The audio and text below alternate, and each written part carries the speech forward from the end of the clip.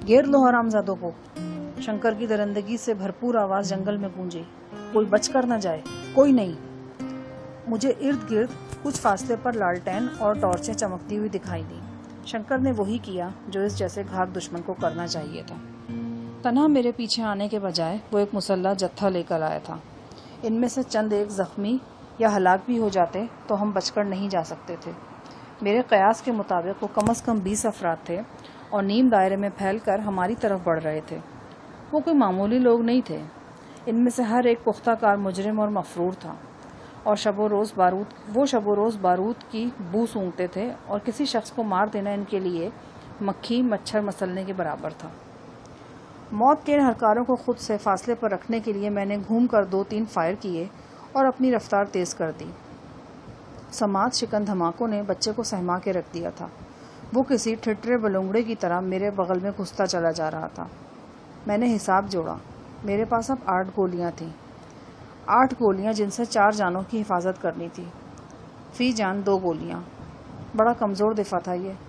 दस्ते कुदरती हरकत में आता तो हम इस हिसार से निकल सकते थे। 20-30 गज आगे जाकर मैंने 3 मज़ीद फायर किए, फिर नया मैगज़ीन राइफल से अटैच किया। गालिबन इस मैगज़ीन में कोई ख़राबी थी। कोशिश के बावजूद मैं मज़ीद कोई फायर नहीं कर सका।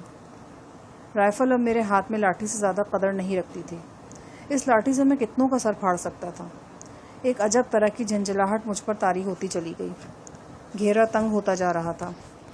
अब्बास खान ने नबीला को सहारा दे रखा था।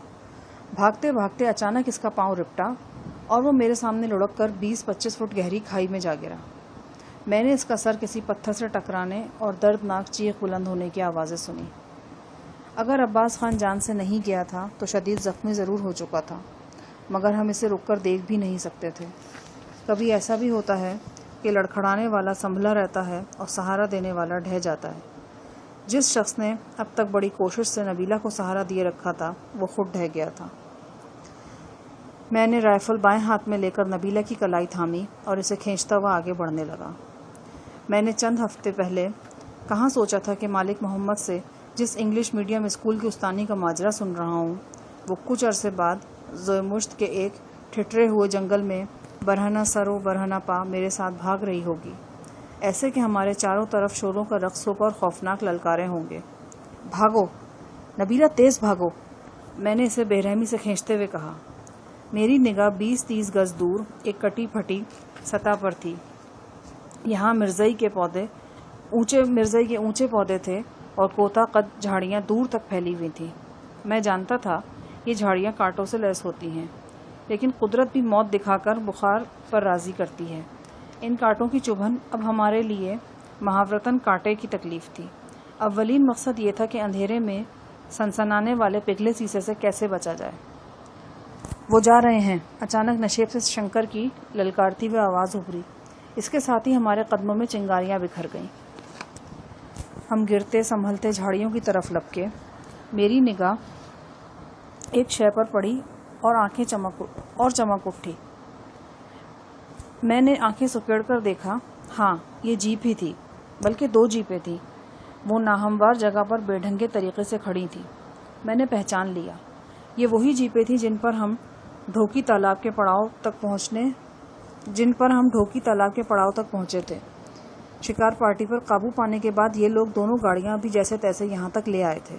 इससे आगे जाना मुमकिन नहीं हुआ, लिहाजा इन्हें यहीं घनी झाड़ियों तले छुपा दिया गया था। अचानक एक ख्याल बर्फ की तरह मेरे जहन में कूदा।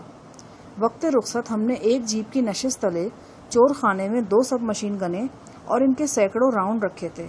क्या यह असलहा अब भी इस जीप में मौजूद था? इस सवाल का जवाब किसी ने देना नहीं था। मैंने खुद मालूम करना था और मेरे पास सेकंडों की नहीं लम्हों की मोहलत थी। मैं नबीला और बच्चे के साथ अंधाधुंध भागता हुआ पिछली जीप तक पहुंचा। हम घूमकर दूसरी साइड पर आए तो आर्जी तौर पर गोलियों की जद से निकल गए। मैंने दरवाजे खींचे। जीप लॉक थी। राइफल अब तक मेरे हाथ में थी। मैंने इसे दोनों हाथों में उठाया और पूरी कुव्वत से कुंदे की ज़रब शीशे पर लगाई। एक धमाके से शीशा चकनाचूर हो गया। मैंने हाथ डालकर दरवाज़ा खोला और लपक कर पिछली सीट पर आया।